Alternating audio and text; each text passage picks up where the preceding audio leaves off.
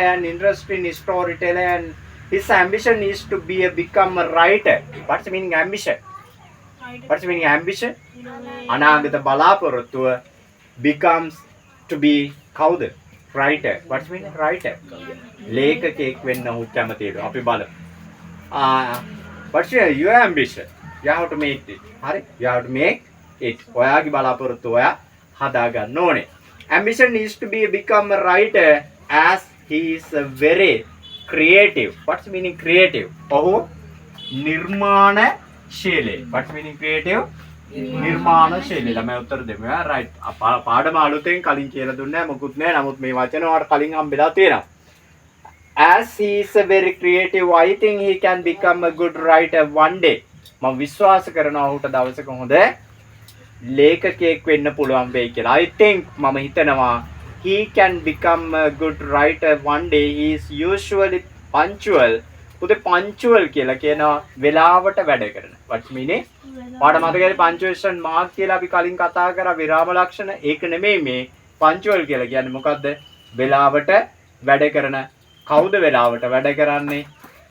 වෙනුරගේ යාළුවා. කවුද වැඩ කරන්නේ? වෙනුරගේ යාළුවා.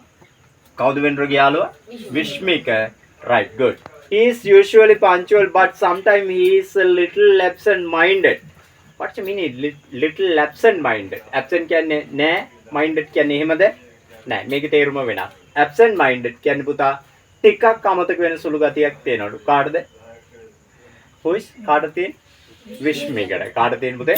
විශ්මිකට තියෙනවලු ටිකක් අමතක වෙන ගතිය.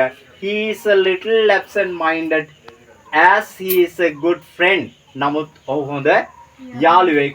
I always enjoy his company.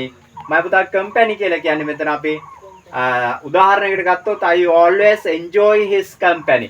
එයාගේ ආයතනය තුල නැත්නම් එයාගේ වැඩ කරන තැනක සතුටු වෙනවා කියන එක නෙමෙයි මේකේ තේරුම.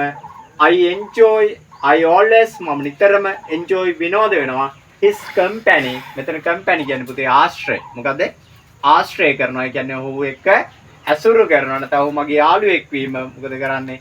මම සතුටටපත් වෙනවා. I wish him all the best. What's the meaning? I wish him all the best. ඒ කියන්නේ මම wish කරනවා කියන්නේ මොකක්ද? What's the meaning wish? සුබ පතනවා. I wish him all the best. මම ඔහුට සුබ පතනවා. Okay, thank you. Complete the lesson.